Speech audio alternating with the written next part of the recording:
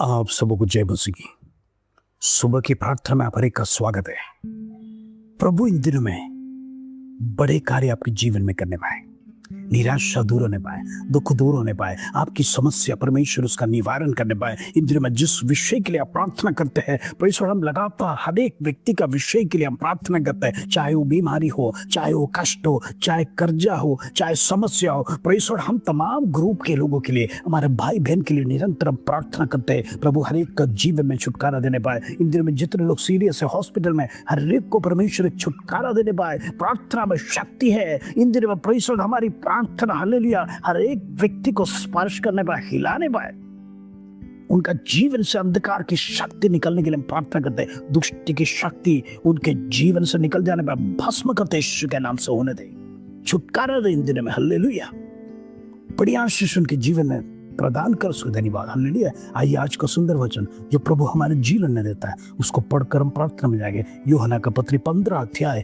उसका 4 कलम, John chapter 15 verse 4। प्रभु का वचन ये सिखाता है, तुम मुझ में बने रहो और मैं तुम में। जैसे डाली यदि दाखलता में बनी ना रहे तो अपने आप से नहीं फल सकती, वैसे ही तुम भी यदि मुझ में बने ना रहो तो नहीं फल सकेंगे। प्रभु एक दृष्टांत देता है, जैसे डाली दाखलता में नहीं बनी रहेगा, जैसे तुम मुझ में बने नहीं रहेगे तो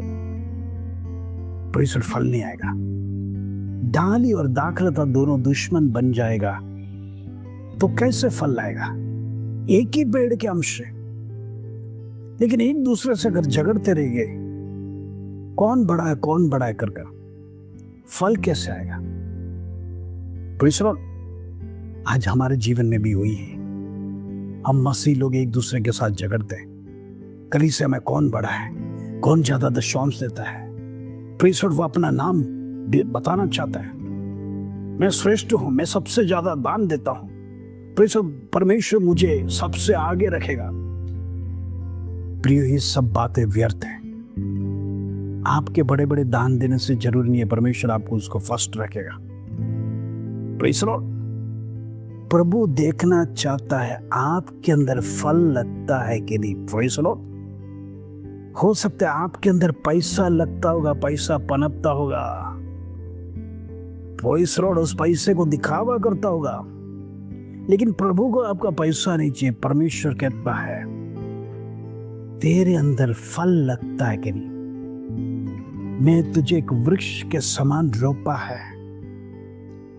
फल लाने के लिए, कहने का मतलब परमेश्वर का वचन इस दुनिया को सिखाने के लिए और फल लाना है। कहने का मतलब अनेक आत्मा को परमेश्वर में जीतने के लिए प्रभु ने संसार में आपको चुना है। आपको ऐसे ही नहीं चुना है प्रियो, याद रखना, एक मकसद से परमेश्वर आपको चुना है। आज दुनिया में अनेक लोगों को, लाखों करोड़ों लोग हैं, प्रभु ने सबको नहीं चुना है। क्यों परमेश्वर ने आपको ही चुना है? क्यों परमेश्वर कहता है तुम मुझ में बने रहो, मुझ में जुड़े रहो? इसीलिए ताकि आप फल लाने पाए। तो आज अनेक लोगों का जीवन में फल नहीं है, बाकी सब कुछ है, बाहरी दिखाव में सब कुछ है। परमेश्वर बाहर से बड़ा हष्ट पुष्ट लग रहा है, लेकिन पेड़ के नीचे जाएगा तो परमेश्वर उस अंजीर के पेड़ के समान हो जाता है। आखिरी में यीशु मसीह उसे श्रापित घोषित करता है, उसको श्राप देता है, उसके बाद वो सूख जाता है। तो ये हम फल नहीं लाएंगे, प्रभु का श्राप हमारे पर आएगा और हम मुरझा जाएंगे। प्रभु वेट कर रहा है फल लाने के लिए। अगर फल लाना है तो हमको प्रभु में बने रहना भी जरूरी है।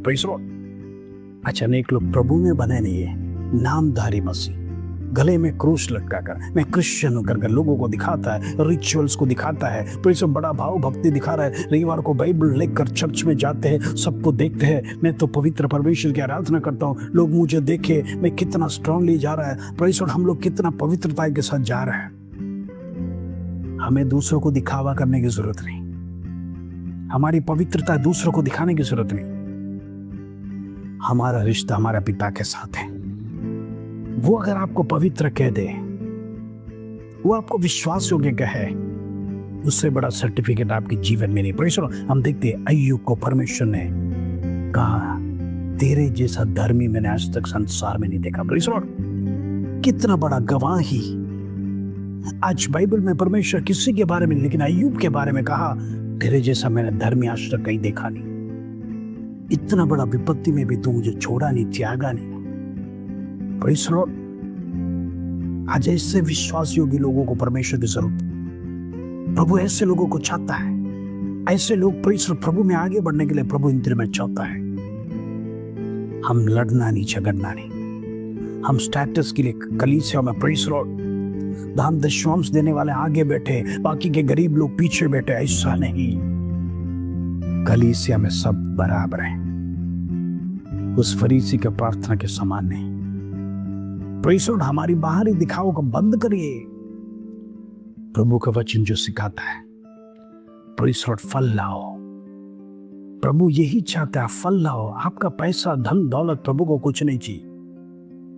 फल नहीं रहेगा तो हम स्वर्ग राज्य में खाली हाथ जाना पड़ेगा।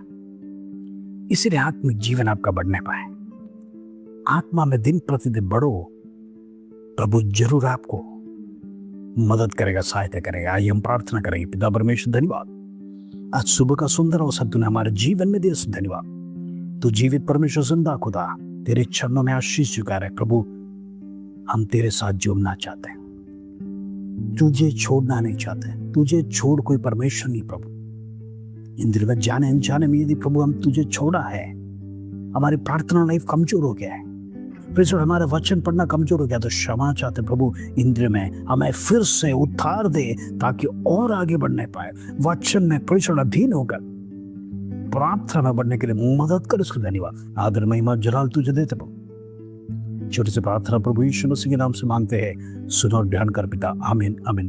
तो इन दिनों में प्रार्थना में बढ़ते रहो, प्रभु जरूर छुटकारा देगा, आपका जीवन बदल जाएगा। एक आशा के साथ परमेश्वर में लगे रहिए, विश्वास में बढ़ते रहिए, बुराई को छोड़ो, पवित्रता को जीवन अपनाइए। प्रभु बड़े कार्य आपके जीवन में करेगा। इस वचन के साथ प्रभु आप सब आशीष दे। जय मसीह की।